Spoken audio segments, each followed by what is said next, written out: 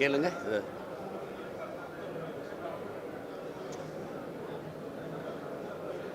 அதுதான் நானும் உங்ககிட்ட கேட்குறேன். ஏதாவது ஒரு சின்னம் இருந்தால் கொடுங்க. என்ன சின்னன்னு தெரியலையே.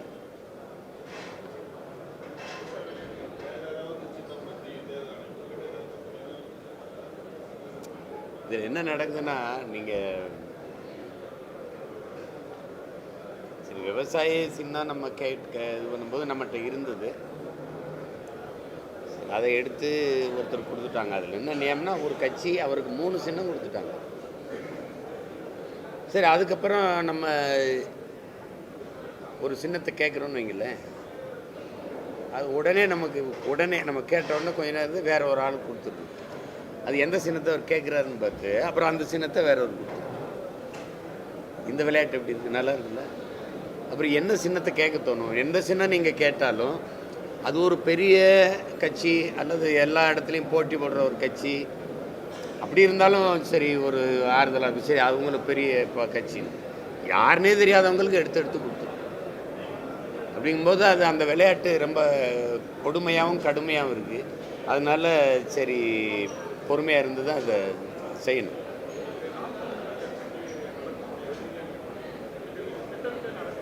அதில் எந்த சந்தேகமும் இல்லை. ரொம்ப திட்டமிட்டு எப்படியாவது ஒழிச்சிடணும், வளர விடாமல் தடுத்துடணும்னு நான் நினைக்கிறேன். அது வெளிப்படையாக தெரியும். இப்போ நீங்கள் உங்ககிட்ட கேட்குறேன், என்ஐஏ ரைடு போடுற அளவுக்கு என்ன நடந்திருக்கு? நாங்கள் ஒரு வெளிப்படையாக மக்கள்கிட்ட அரசியல் எடுத்து வைக்கிற ஒரு அரசியல் இயக்கம், ஒரு ஜனநாயக அமைப்பு. அப்போ அந்த அமைப்பு எங்களால் இந்த நிலத்தில் எந்த ஒரு சட்டம் ஒழுங்கு சீர்கேடுங்க வந்தது எல்லாமே அனுமதி பெற்று, ஆர்ப்பாட்டமோ போராட்டமோ கூட்டமோ எல்லாமே அனுமதி பெற்று முறைப்படி தான் செய்யணும். எங்களை என்ஐஏன்னு ஒரு சோதனையை போடும்போது நீங்கள் அமலாக்கத்துறையோ வருமான வரித்துறையோ என்னை சோதிக்க முடியல. எங்கள் பிள்ளைகள அவங்க சோதிக்கிறதுனால பல்லாயிரக்கணக்கில் இளைஞர்கள் எழுச்சியோடு என்னை நோக்கி ஓடி வர்றதை அது தடுக்குது. அந்த தம்பி வருவான், தங்கச்சி வருவான், அம்மா அப்பா விடுவாங்களா? அந்த கட்சிக்கு போனால் ஏதோ பிரச்சனை, அது எல்லா போலீஸ் விசாரணைலாம் வருதுன்னு பயப்படுவாங்க. எந்த யாராவது எனக்கு இப்போ தேர்தலுக்கு நிதி தருவாங்களா? இந்த வச்சுக்கிறேன்னு கோடிக்கணக்காக யாரும் கொடுக்க போகிறது இல்லை. ஒரு 10,000 20,000 கொடுக்கறது கூட பயப்படுறாங்களே. நீ 20,000 கொடுத்தா அவனுக்கு நோட்டீஸ் இது அனுப்பி கடிதம் அனுப்பி விசாரிக்கிறீங்க. ஆனால் நீங்கள் எங்கெங்கே இடி ரைடு போட்டிங்களோ அங்கெல்லாம் காசு வாங்கிருக்கீங்களே. பாகிஸ்தானில் இருக்க ஒரு நிறுவனத்தில் காசு வாங்கி, அதுவும் புல்வாமா தாக்குதலுக்கு பிறகு வாங்கியிருக்கீங்க. 6,650 கோடிக்கு மேலே வாங்கியிருக்கீங்க. ஊழல் லஞ்சம் ஒழிக்கிறோம். நீங்கள் எல்லா கார்பரேட்டுகள்கிட்டையும் காசு வாங்கும்போது கட்சி நடத்துறது அப்படி தான் நடத்துகிறாங்க இவங்க. இங்கே ஒரு கட்சி போதைப்பொருள் விற்றவன்ட்ட காசு, லாட்ரி விற்றவன்ட்ட காசு, பத்தாக்குறைக்கு இவங்களே சாராயத்தை விற்றுக்கிறாங்க. அப்புறம் எளிய பிள்ளைகள் எப்படி கட்சி நடத்துறது பாருங்க. நீங்கள் நல்ல ஜனநாயகம் வரணும், நல்ல கட்சி வரணும், யார் வர முடியும்? வெட்டி பேச்சு, சும்மா வெறும் வார்த்தை. இங்கே ஜனநாயகங்கிறது ஒரு வெற்று வார்த்தை. எங்கே இருக்கு? யார்கிட்ட இருக்கு பதில்? நான் எழுப்புற கேள்விக்கு 14 தொகுதி இருக்கிற அஸ்ஸாமில் 3 கட்டமாக தேர்தல் நடக்குது. இதே 40 தொகுதி இருக்க பீகாரில் 7 கட்டமாக நடக்குது. 42 தொகுதி இருக்க மேற்கு வங்கத்தில் 7 கட்டமாக நடக்குது. 80 தொகுதி இருக்க உத்தரப்பிரதேசத்தில் 7 கட்டமாக நடக்குது. எனக்கு புதுச்சேரி உள்ளிட்டு 40 இருக்கிற இடத்துல ஒரே கட்டமாக ஏன் நடக்குது? எங்களை மாதிரி பிள்ளைங்க எவ்வளவு கஷ்டப்படுவோம் சொல்லுங்கள். என்ன சின்ன இல்லை, பணம் கட்டுத்தொகை காசு இல்லை, எளிய பிள்ளைகள், படித்த பிள்ளைகள் நல்ல அரசியல் வரணும்னு எப்படி வர முடியும்? 20 நாள் தான் எனக்கு இருக்குது. 20 நாளில் 40 தொகுதி வேலை செய்யணும். ஆனால் 20 நாளில் தேர்தல் நடக்கும் என்றதுக்கு 44 நாள் பெட்டி காத்து கிடக்கும்னா இது என்ன முறை? இது என்ன ஜனநாயகம்? இது கேட்கறதுக்கு ஒரு குரல் இல்லை. அவருக்கு வசதி, அவங்க வசதிக்கு நிறைய நாள் எடுத்துக்கிறீங்க. 7 கட்டமாக நடக்குது, ஏன் எனக்கு 2 கட்டமாக வைங்க? 14 தொகுதிக்கு 3 கட்டமாக அசாமில் நடக்கும்போது எனக்கு 3 கட்டமாக நடத்தக்கூடாதா? என்னவங்க எங்களை ஒழிச்சிடணும்னா அப்படி எத்தனை முறை வர்றாரு பிரதமர்? எத்தனை முறை? ஓகி புயலுக்கு, தானே புயலுக்கு, இப்போ நடந்த பெருவெள்ளத்தில் சிக்கி நாங்கள் தவிச்சு செத்தபோது ஒரு தடவை எங்களை ஒரு கருணையோட ஒரு இரக்கத்தோட வந்து பார்த்தது உண்டா? இந்த பேரிலிருந்து மீண்டு வர நான் உங்களுக்கு துணை நிற்கிறேன்னு ஒரு அறிக்கை இங்கே நீங்கள் ஏதாவது படித்ததுண்டா, பார்த்ததுண்டா?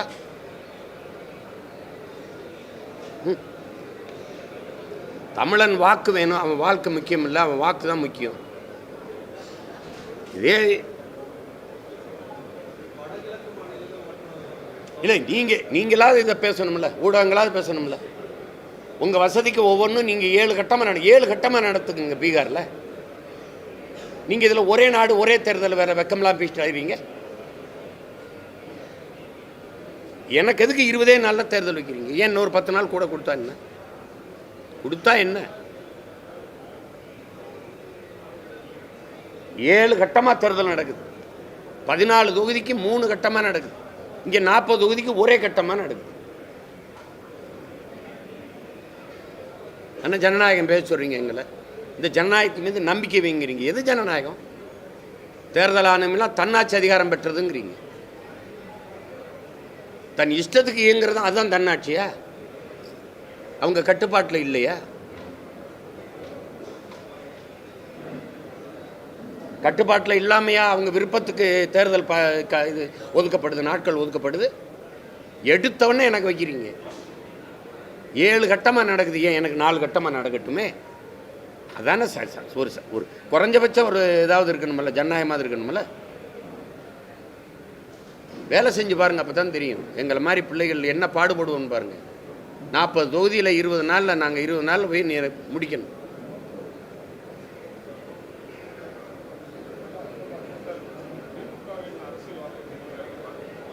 திமுகவை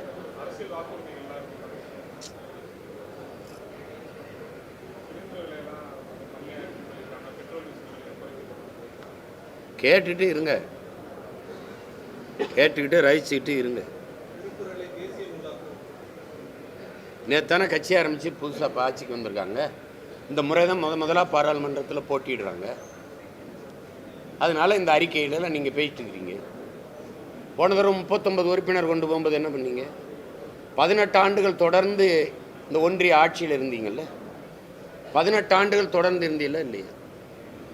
வாஜ்பாய், மன்மோகன் சிங்கு, ஐகே குஜரால், விபி எல்லார் காலத்துலேயும் தொடர்ந்து நீங்கள் இருந்தீங்க. நீங்களே தான் ஆட்சியை தாங்கி பிடிச்சி நடத்திக்கிட்டு இருந்தீங்க. அப்போல்லாம் திருக்குறள் தேசிய நூலை தெரியலையா? அதே அறிக்கை இந்த வாட்டி கச்சத்தீவை விட்டுட்டீங்க. ஒவ்வொரு வாட்டியும் சொல்கிறோம் ரொம்ப அசிங்கமாக இருக்குன்னு விட்டீங்க. எரிகாட்டூரில் விலையை நீங்கள் எப்படி குறைப்பீங்க? போன தடவை கொடுத்தீங்க, குறைச்சிங்களா? பெட்ரோல் டீசல் விலையை குறைப்பேன்றீங்க. இப்போவும் எங்கள்கிட்ட சொல்லிக்கிட்டு இருக்கீங்க. கொஞ்சம் கூட கூச்சம் இல்லாமல் நீட்டு தேர்வை ரத்து பண்ணுங்க. நீங்கள் வாங்கின கையெழுத்தை யார்கிட்ட கொடுத்தீங்க? தம்பி சொல்லுங்கள் தம்பி, 50 லட்சம் கையெழுத்து வாங்கினீங்களா? யார்கிட்ட கொடுத்தீங்க? இந்த சேலம் மாநாட்டில் கண்காட்சி மாதிரி வச்சுட்டு வந்துட்டீங்க, அவ்வளோதானே? இந்த கூட்டத்தெல்லாம் பார்த்தா எப்படி தெரியுது? நாங்களாம் சுத்த பைத்தியக்காரங்க மாதிரி தெரியுதுன்னு நினைக்கிறேன். உங்களுக்கு கோமாளி போயிடுவீங்க. இவங்களுக்கு மூளைங்கிற உறுப்பும் கிடையாது, சிந்திக்கிற ஆற்றலும் கிடையாதுன்னு அப்படிதான் நினச்சிக்கிட்டு இருக்கீங்க நீங்கள் எல்லாரும். இது என்ன தேர்தல்? இதில் என்ன புதுசு இருக்கு சொல்லுங்க? என்ன இருக்கு? யார்கிட்ட சொல்லி குறைப்பீங்க? சிலிண்டர் விலையா 500 ரூபாய் யார்கிட்ட சொல்லி குறைப்பீங்க? உங்க நாடகங்கள்லாம் எப்படி இருக்கு பாருங்க. 37,000 கோடி வெள்ள நிவாரணத்துக்கு, புயல் சேதத்துக்கு வெள்ள நிவாரணத்தை நாங்கள் கேட்டோம், மத்திய அரசு கொடுக்கலன்றீங்க. இங்கே அங்கே போய் எங்கள் ஐயா டிஆர் பாலு மத்திய அரசு ஒன்றும் எங்களை வஞ்சிக்கவில்லைங்கிறாரு டெல்லியில். இங்கே வந்து தரவே இல்லைன்றீங்க. அவர் ஐயா மோடி இங்கே எங்கள் தூத்துக்குள்ள வெள்ளத்துக்கு தமிழ்நாடு அரசு ஒன்றுமே செய்யலைன்றாரு. அவங்க கொடுக்கலைன்றாங்க. இங்கே இப்போ எங்களெல்லாம் பார்த்தா எப்படி தெரியுங்க? நாங்கள் எப்படி தெரியுது?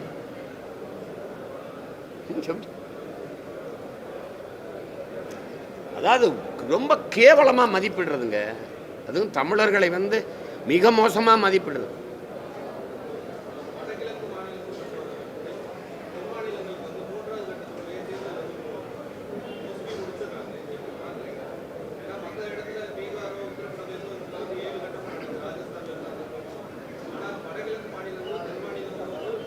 அது எங்கெங்கே அவர் வலுவில்லையோ, உங்களுக்கு விளங்குதுங்க, எங்கெங்கே வலுவில்லையோ அதெல்லாம் சீக்கிரம் வச்சு முடிச்சு விட்டுரு.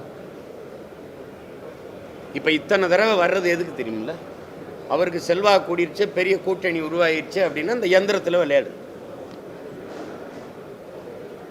நீ வாக்கு எந்திரத்தில் நீங்கள் அது ஒன்றுமே செய்ய முடியாது, அதெல்லாம் இல்லை, அவர் நேர்மையானது தான் அப்படின்னா இவ்வளவு எதிர்ப்பு ஏன் வருது? அந்த எந்திரத்தில் நீ என்ன கேட்குறீங்கன்ட்ட, இந்த வாக்கு எந்திரத்தில் தவறு நடக்குதுன்னு நிரூபிக்க முடியலன்றீங்க. நான் ஒரு கேள்வி எழுப்புறேன். நீட்டு தேர்வு எழுதும் போது என் தங்கச்சி என் தம்பிகள் என் தங்கச்சி போகிறாங்கல்ல, மூக்குத்தி தோடுக்கல்ல விட்டு கொண்டு போய் எழுதுறாங்கன்னு நிரூபித்தது யார்? சொல்லுங்கள், நீங்கள் சொல்லுங்கள். மூக்குத்தியை கலட்டுறீங்க, அது எவ்வளோ பெருசு இருக்கும்? தோடு தொங்கட்டான கலட்டுறீங்க, உள்ளாடே கலட்டுறீங்க, அதுக்குள்ளே விட்டு கொண்டு போய் பார்த்து எழுதுனாங்க அப்படின்னு நிரூபித்தது யார்? அப்போ ஏன் கலட்டுற? ஏன் கலட்டுற? இவ்வளோ மூக்குத்திக்குள்ளே நீ சின்ன மூக்குத்திக்குள்ளே விட்டு கொண்டு போய் எழுதிட முடியும்னு நம்ப சொல்கிற நீ, இந்த வாக்கு எந்திரத்துக்குள்ளே ஒன்றும் செய்ய முடியாதுன்ற. நீ சந்திர மண்டலத்துக்கு சந்திராயன் அனுப்புனீங்கல்ல, எங்கேருந்து அனுப்புனீங்க? சந்திரனுக்கு பக்கத்தில் இருந்தா? இங்கே ஒரு அறையிலிருந்து தானே அனுப்புனீங்க. இங்கே இருந்து உங்களால் கட்டுப்படுத்த முடியுது இல்லை? நான் இப்போ எங்கள் அம்மாவுக்கு எடுத்து பேசுகிறேன், இதை நீ டெல்லியில் பதிவு பண்ணுறியா இல்லையா? எங்கள் அம்மாவுக்கு நான் உங்களோட நான் பேசுகிறத நீங்கள் பதிவு பண்ணுறீங்களா இல்லையா? என் அலைத்தொடர்பை நீங்கள் பதிவு பண்ணுறீங்களா இல்லையா? சொல்லுங்கள், பண்ணுறீல்ல? அதை செய்ய முடியுதில்ல ஒன்றால், அப்போ இதை செய்ய முடியாதா? அதை எல்லாரும் அதை செய்முறையில் விளக்குறாங்களே, எங்கே அழுத்தினாலும் அங்கே போய் அந்த சின்னத்தில் விழுதுன்ட்டு. சையது சுஜாங்கிறவர் 2014 நாங்கள் வாக்கு எந்திரத்தை ஹேக் செய்து தான் மோடியை வெல்ல விட்டோம்னு அவர் பேசுனதுக்கு என்ன பதில்? அதை பற்றி எழுத போகிற, அதை பற்றி போகிற அம்மா கௌரி லங்கேஷை சுட்டு கொன்னீங்க. அவருக்கு அந்த சையது சுஜா முகத்தை மறைக்காமல் உயிருக்கு பயந்து வேறு நாட்டில் போய் முகத்தை மறைச்சிக்கிட்டு பேட்டியை கொடுக்குறாரு. இது சர்வாதிகாரம் இல்லையே, கொடுங்கோன்மை. இது எவ்வளவு நெருக்கடி, எவ்வளவு அழுத்தத்தை கொடுக்குறீங்க எங்களுக்கு. ஒரு பிள்ளைகள் இந்த நாட்டை மக்களை நேச்சு தானே ஒரு அரசியலை முன்னெடுக்கணும்னு வரும். அப்போ நீங்கள் எப்படி மாறுதல் வரும், எப்படி தூய ஜனநாயகம் மலரும்னு நினைக்கிறீங்க?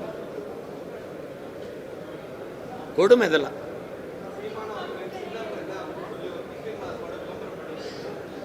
தெரியல, அது என்ன பண்ணுறதுன்னு தெரியல. பிள்ளைங்க வந்து கேட்டுக்கிட்டே இருக்கும்போது சின்ன என்ன அப்படின்னு ஒரு அவங்களுக்கு ஒரு தேடல் இருக்குன்னு தான். அது ஏதோ இப்போ இல்லைன்னு நினைக்கிறாங்க. அது இல்லை, சின்ன இல்லைன்னு. அது என்ன சின்னம் கொடுத்தாலும் நான் நின்று வெல்லுவேன், அது வேற. ஒரு நியாயம்னு இருக்குல்ல. எனக்கு வாக்கு செலுத்த என் மக்களினுடைய அந்த மதிப்புமிக்க வாக்குக்கு நீங்கள் கொடுக்குற மரியாதை என்ன? 71 வாக்கு வாங்கின ஒரு கட்சிக்கு 3 சின்னம் கொடுத்துருக்கீங்க கர்நாடகாவில். அவர் போட்டி போட போகிறாரா? சின்னங்களை வாங்கி வியாபாரம் பண்ணுறதை எப்படி நீங்கள் அனுமதிக்கிறீங்க? என் விவசாய சின்னத்தில் இங்கே போட்டி போட போகிற கட்சி இது அந்த கட்சியா? இங்கே யாரோ 4 பேர் கொடுத்து எனக்கு எதிராக போடுது. நீ தேசிய கட்சி அப்படின்னு இப்போ எதை வச்சு தேசிய கட்சியை மதிப்பிடுது தேர்தல் ஆணையம்? எதை வச்சு மதிப்பிடுது? அவர் ஏற்கனவே பல மாநிலத்தில் போட்டிக்கிட்டு இருக்காரா? உரிய வாக்கை பெற்று அங்கீகாரத்தை பெற்றிருக்காரா? இல்லை. அப்போ நீங்கள் கொடுத்து விட்டுருவீங்க. அவர் போட்டியே போடல, ஆனால் தேசிய கட்சின்னு என்ன பண்ணுறீங்க? பெட்டியில் சின்னத்தை வைக்கும்போது முதல்ல வச்சுருவீங்க. எங்கள் சின்னத்தை 3வது பெட்டியில் வைப்பீங்க. இது எப்படி? இது நீங்கள் அங்கீகாரம் பெறணும். எல்லா கட்சியும் ஒரு பெரிய கட்சி திமுகவோட போய் கூட்டணி வச்சு அது வென்று அது எம்பி ஆயிடுச்சுன்னா அங்கீகரிச்சேங்கிறீங்க, எம்எல்ஏ ஆயிடுச்சுன்னா அங்கீகரிச்சேங்கிறீங்க. தனியாக நிற்க சொல்லு, என்னை மாதிரி தனியாக நிற்க சொல்லு, நின்று அது அங்கீகாரத்தை பெறணும்னு சொல்லு. எப்படி? இந்த ஸ்டேட்டில் பிஜேபி தனியாக நின்னா அங்கீகாரம் பெற வாக்க வாங்குமா? இப்போ கூட்டணி வச்சு தான் வாங்குமா? பெட்டியில் விளையாடும். நாங்கள் பெரிய கூட்டணி வச்சுருக்கோம், பிரதமர் அடிக்கடி தமிழ்நாட்டுக்கு வந்ததால் பெரிய எழுச்சி வந்துருச்சுன்னு காட்டிட்டு அதில் விளையாடுவோம். செய்ய மாட்டோம்னு ராமர் மேலே சத்தியம் பண்ணலாமா? நீங்கள் திறந்த ராமர் கோயிலில் நீங்கள் ஜெய் ஸ்ரீராம் சொல்கிற அந்த ராமர் மீதே நீங்கள் சத்தியம் பண்ணுவீங்களா? செய்யலா? துணிவு இருக்கா? நான் வேணா சத்தியம் பண்ணுறேன், இவர்கள் உறுதியாக செய்வார்கள், நான் வேணா ராமர் மீது சத்தியம் பண்ணுறேன். நீங்கள் பண்ண மாட்டோம்னு சொல்லுங்கள்.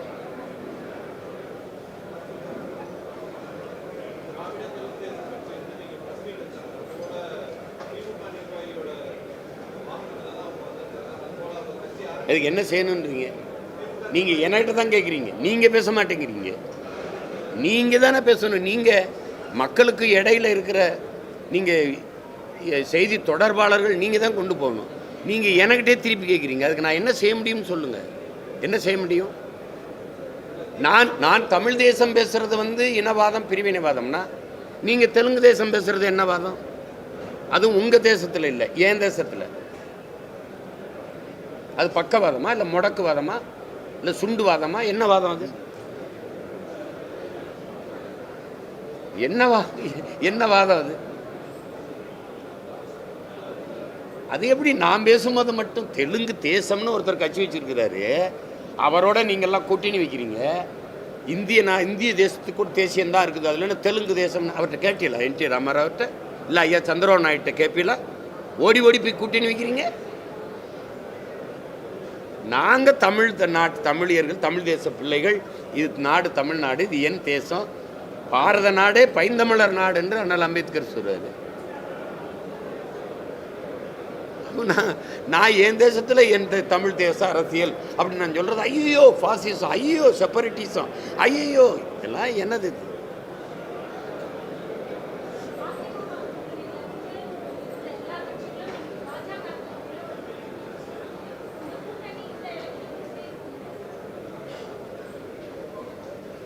போன தடவை இதெல்லாம் சேர்ந்து நின்று என்ன பண்ணிச்சு? தங்கச்சி என்ன பண்ணாங்க? எதுக்கு கூட்டணி? நீங்கள் 10 ஆண்டுகள் நாட்டை ஆண்டிருக்கீங்க. நீங்கள் பிஜேபி அப்படி வச்சுக்கிறீங்க, ஆண்டிருக்கீங்கல்ல. 10 ஆண்டு கால ஆட்சியின் சாதனையை சொல்லி நாட்டின் பிரதமர் 10 ஆண்டு கால பிரதமராக இருந்தவரே பரப்புரை செய்யும் போது, அவரே சொல்லும்போது 10 ஆண்டு கால ஆட்சியில் 10 சாதனையை சொல்லி வாக்கேட்டு போயிட்டே இருக்கலாமே தங்கச்சி. அதுக்கு எதுக்கு இந்த கூட்டணி? ஒன்று இந்த பாருங்கள், இவ்வளவு நல்லா பண்ணியிருக்கேன் பாருங்கள் 10 ஆண்டுகளில், இன்னொரு 5 ஆண்டுகள் கொடுத்தீங்கன்னா இன்னும் எவ்வளவோ செய்வேன். அப்படி பேசி வாக்க வேண்டியதானே. என்ன ஒன்றும் பேச மாட்டேங்கிறீங்க? 10 ஆண்டு கால ஆட்சி சாதனை நாயகனுக்கு சப்போர்ட் தேவைப்படுதே தங்கச்சி, சப்போர்ட் தேவைப்படுதே.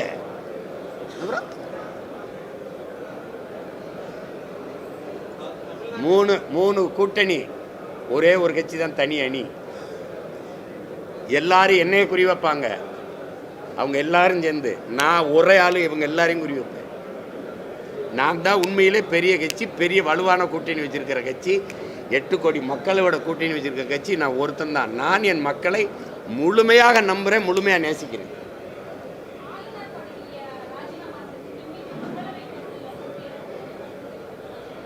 அது அம்மாவுடைய விருப்பம், அது ஒன்றும் நம்ம சொல்ல முடியாது.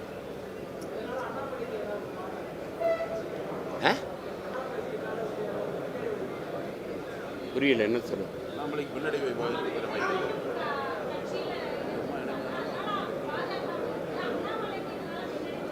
அது ஒன்றும் இல்லை.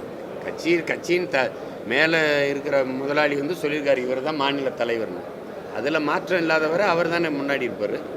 அதனால் ஒன்றும் பின்னடைவு வராது.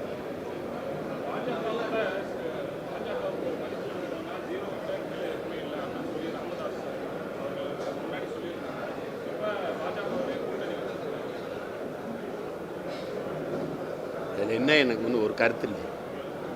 அன்னைக்கு ஒரு நிலைப்பாட்டில் எங்கள் ஐயா சொல்லியிருக்கலாம், இன்னைக்கு ஒரு சூழலில் இந்த முடிவு எடுத்துருக்கலாம். அதெல்லாம் போய் நம்ம பேசிட்டு வேண்டியது. அது அவங்க விருப்பம், அவங்க செய்கிறாங்க.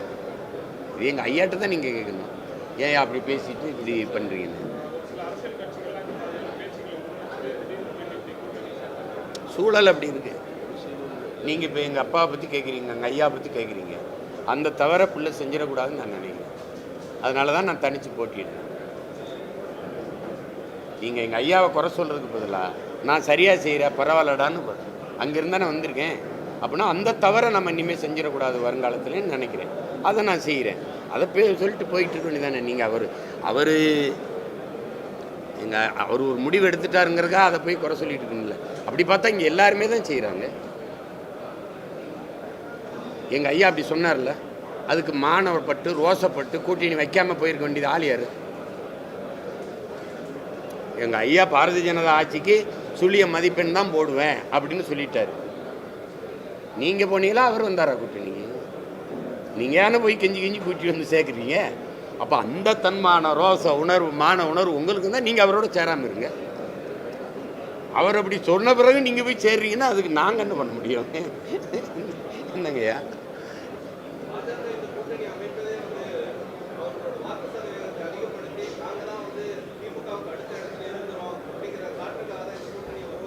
அது ஒவ்வொரு கட்சியும் முயற்சிக்கும் தம்பி, முயற்சிக்கும்.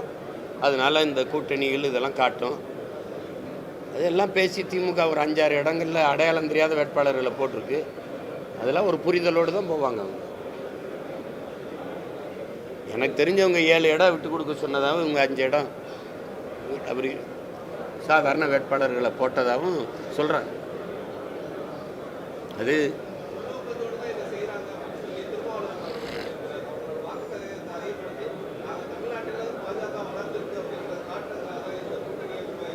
அதை அவங்க நினைக்கிறாங்க. அதை விடாமல் நம்ம தடுக்கணும். அதுக்கு நாங்கள் உழைப்போம். நாங்கள் உழைச்சி தடுப்போம். என் மக்களை உணரணும். எனக்கு சீமானுக்கு போட்டால் பிஜேபி வந்துடும்னு சொன்னவே யார்? சொன்னது யார் சொல்லுங்கள்? என்னை பி டீம்னு சொன்னது யார்? திமுக தானே. திமுக அவருடைய வாடகை வாய்கள். சீமானுக்கு போட்டால் பிஜேபி வந்துடும், சீமானுக்கு போட்டால் பிஜேபி வந்துடும். எனக்கு போட்டால் நான் தானே வருவேன். இந்த அடிப்படை அறிவு கூட இல்லாத நீங்கள் பகுத்தறிவாதிகளையும் பேசிட்டு இருந்தீங்க. பிஜேபி வந்துடும், பிஜேபி வளர்ந்துடும், பிஜேபி வளர்ந்துருங்கிறீங்க. எனக்கு போடாமல் உங்களுக்கு போட்டாங்க மக்கள். இப்போ பிஜேபி வளர்ந்துருச்சுன்றீங்க. அப்படின்னா இது எப்படி? இது எப்படி? கொடுமையாக இருக்குது. புதிய கல்விக் கொள்கையை நாங்கள் ஏற்க மாட்டோம், எதிர்ப்போம். அப்போ பிரைம் மினிஸ்டரோட ஸ்ரீபள்ளியை ஏற்கிறீங்க. அது வேற கொள்கையா? புதிய கல்விக் கொள்கையின் கிளை கொள்கையா? அது எந்த கொள்கை? அது புதிய கல்விக் கொள்கையில் இல்லை. இந்த புதிய கல்வி ஸ்ரீ பள்ளியில் இஸ்லாமிய கிறிஸ்தவ ஆசிரியர்களை சேர்ப்பீங்களா? பதில் இருக்கா? முதல்வருக்கு தான் எழுப்புறேன் இந்த கேள்வி. அவங்ககிட்ட யாருக்கிட்ட இது இருக்கா? இது புதிய கல்விக் கொள்கையில் வருதா? ஸ்ரீ பள்ளி ஏற்கனவே நவோதயா, அப்புறம் கேந்திர வித்யாலயா, இப்போ சிபிஎஸ்சி பாடத்திட்டம் கொண்ட பள்ளிகள், மத்திய அரசு பாடத்திட்டம் கொண்ட பள்ளிகள். இதிலெல்லாம் என் மொழி படிக்க வாய்ப்பு இருக்கா? என் வரலாறு இருக்கா? எங்கள் பாட்டை வாவுச்சியை கற்பிக்குமா? வேலுநாச்சியாரை கற்பிக்குமா? எங்கள் பாட்டியை கற்பிக்குமா? என் மொழியும் இல்லை, என் வரலாறும் இல்லைன்னா என் இனம் எப்படி வாழும்? நிலம் என்னது, நீர் என்னது, மின்சாரம் என்னது, காசு என்னது? மத்திய அரசு நிதி உதவி, நிதியில் நடக்கிற மத்திய அரசுக்கு ஏது நிதி? யாராவது பதில். மத்திய அரசுக்கு ஏது நிதி? உன்னுடைய வருவாய் பெருக்கத்துக்கு ஒரு சோர்ஸ் காட்டு, சோர்ஸ் ஆஃப் இன்கம். இந்த வழியில் எனக்கு வருது, இந்த வழியில் வருது. என் வரி ஃபினான்ஸ் மினிஸ்டருக்கும் அந்த லாஸ்ட் வீக் 1000 crores ரிலீஸ் பண்ணியிருக்கு அப்படின்னு. அதுக்கு முந்தைய வாரம் நாங்கள் 5000 crores உங்களுக்கு ரிலீஸ் பண்ணியிருக்கோம். என்னது? உடம்புல இருக்க ஒட்டுமொத்த ரத்தத்தையும் உறிஞ்சிட்டு ஒரு சொட்டு ரத்தத்தை ஏற்றுறதெல்லாம் சேவையா? இதான் ஆட்சி முறையா?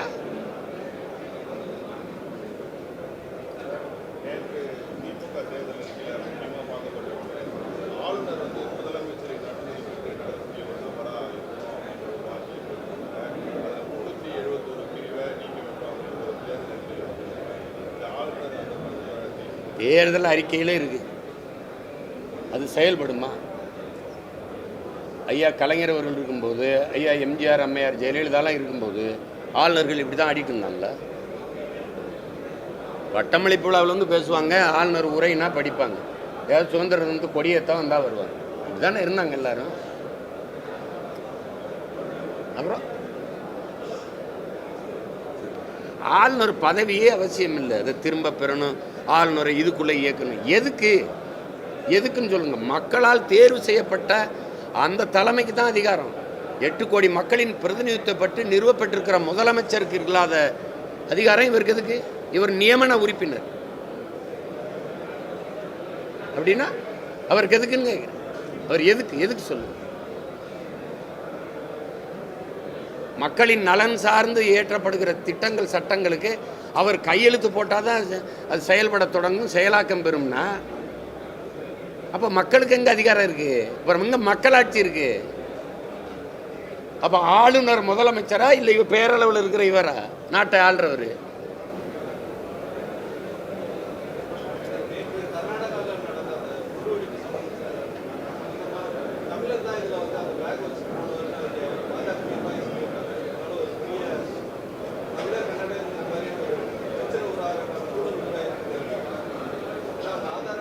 அவங்க நம்மளை அப்படி தான் பார்ப்பாங்க. தமிழர்களை இழிவுபடுத்துவாங்க. ஒரு சொட்டு தண்ணி கூட தர முடியாதுங்கிறாங்க. ஒரு சொட்டு தண்ணி கூட தர முடியாது அப்படின்னு சொன்னதுக்கு திமுக அதிமுகவுடைய கண்டன அறிக்கை என்ன, பாரதிய ஜனதாவுடைய கண்டன அறிக்கை என்ன? நாங்கள் என்ன தமிழர்களுக்கு தண்ணி கொடுக்க முட்டாள்களா அப்படின்னு கேட்டதுக்கு இந்த 3 கட்சிகளின் நிலைப்பாடு என்ன, இங்கே இருக்கிற காங்கிரஸ் கட்சியின் நிலைப்பாடு என்ன?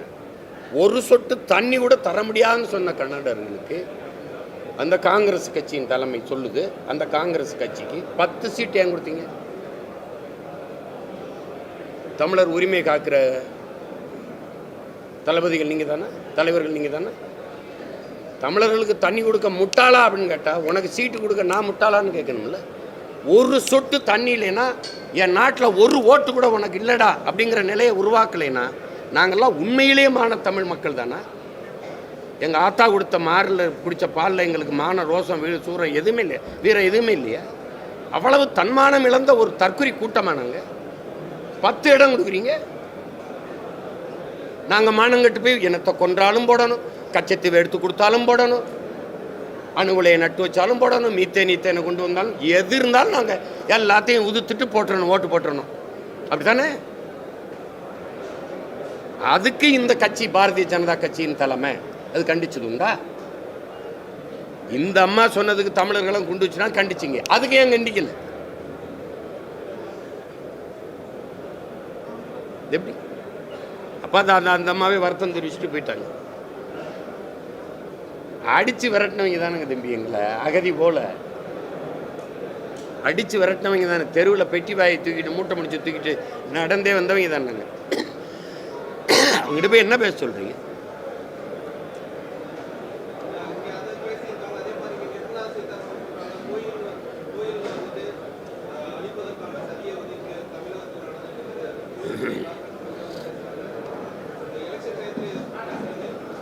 சும்மா அதெல்லாம் பேசுவாங்க, அதெல்லாம் ஏற்புடையதா தம்பி?